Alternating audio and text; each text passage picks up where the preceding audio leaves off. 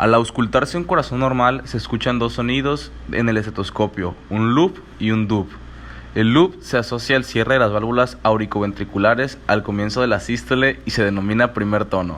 El dub se asocia al cierre de las válvulas semilunares al final de la sístole y a este se le conoce como el segundo tono. El comienzo del ciclo del bombeo normal del corazón comienza al cerrarse las válvulas AB al inicio de la sístole ventricular.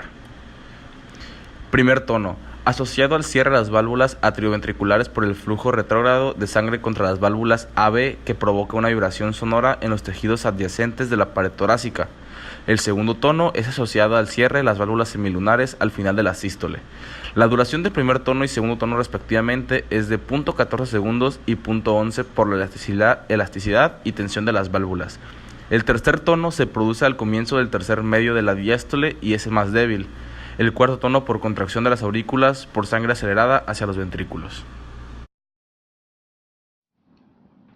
Como ya hemos escuchado, existen 4 tipos de tonos cardíacos. Una alteración en cualquiera de estos tonos cardíacos es producida por una lesión valvular o algo semejante. Frecuentemente, una de las lesiones valvulares que más se presentan es debido a la fiebre reumática. Esta lesión valvular se puede agravar y producir un daño en tejidos proteicos, como por ejemplo cualquiera de los tipos de válvulas que se encuentran en el corazón. Además, hay que tomar en cuenta el daño normal en las válvulas. La válvula mitral es la que generalmente se encuentra más dañada. Posteriormente le sigue la válvula aórtica, la válvula tricúspide y pulmonar, que se afectan mucho menos por tensión a presión. Hay que tomar en cuenta que ante un daño de las válvulas, el corazón trata de reparar el tejido y produce una cicatriz, lo que provoca masas más sólidas y rígidas en las válvulas. En consecuencia, esto puede producir que las válvulas disminuyan su movilidad, o sea, su contractibilidad. Ahora, por ejemplo, los soplos cardíacos pues están relacionados con el tipo de lesión valvular que puede ser. Por ejemplo, aquí podemos ver un soplo sistólico. Por estenosis aórtica se va a escuchar porque la sangre solo puede ser expulsada por el ventrículo izquierdo a través de una pequeña apertura fibrosa de la válvula aórtica, mientras que un soplo diastólico indicará una insuficiencia aórtica por el flujo retrógrado que se encuentra en la aorta por la presión elevada hacia el ventrículo izquierdo, provocando pues un soplo silbante. Existen otros tipos de soplos relacionados también con otros tipos de lesiones valvulares, como por ejemplo, también tenemos un soplo sistólico por insuficiencia mitral. Este sonido se va a escuchar porque el flujo sanguíneo pasa a través de la válvula mitral hacia el lado izquierdo durante la sístole. Por otro lado, tenemos un soplo diastólico por una estenosis mitral, ya que la sangre pasa a través de un pequeño conducto a través de la válvula mitral desde la aurícula izquierda al ventrículo izquierdo, y es muy difícil de que se permita su paso por esta válvula, ya que se encuentra muy estenosada. Explicando lo anterior, pues la circulación en las cardiopatías valvulares son diferentes. Por ejemplo, ante una estenosis aórtica, el ventrículo izquierdo no se vacía cuando se contrae.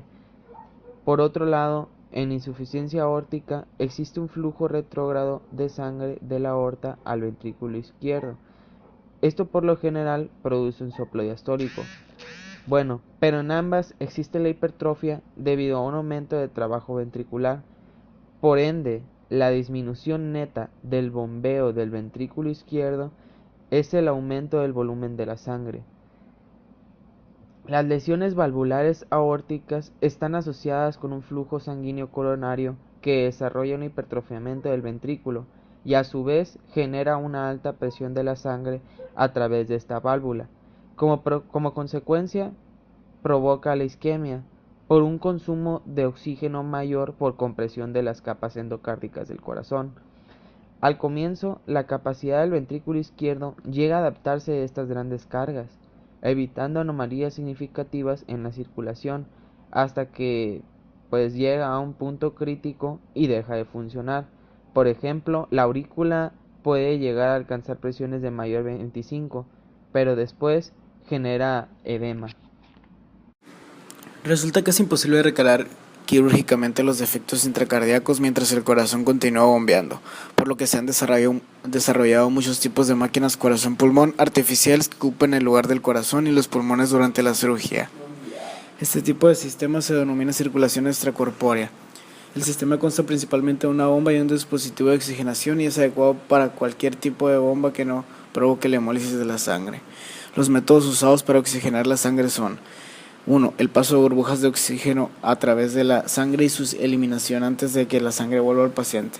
2. Goteo de la sangre sobre una lámina de plástico en presencia de oxígeno. 3. Paso de la sangre sobre la superficie de discos giratorios. O 4. Paso de la sangre entre membranas finas o a través de tubos finos que son permeables al oxígeno y al dióxido de carbono. La hipertrofia del músculo cardíaco es uno de los mecanismos más importantes por los que el corazón se adapta a un aumento de trabajo, tanto si la carga está provocada por el aumento de la presión contra la cual debe contraerse el músculo cardíaco, como si se debe al aumento del gasto cardíaco que se debe bombear. En opinión de algunos médicos, el aumento de la fuerza de contracción del músculo cardíaco provoca la hipertrofia, mientras que otros creen que el aumento del metabolismo del músculo es el estímulo principal. La hipertrofia se produce en la mayoría de los tipos de cardiopatía valvular y congénita, alcanzándose a veces pesos del corazón de hasta 800 gramos en lugar de los 300 gramos normales.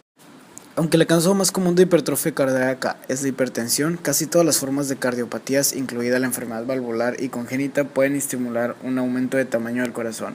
La hipertrofia cardíaca fisiológica se considera en general una respuesta compensatoria del corazón a un incremento de la carga de trabajo, y por lo general es beneficiosa para mantener el gasto cardíaco frente a anomalías que deterioran la eficacia del corazón como bomba.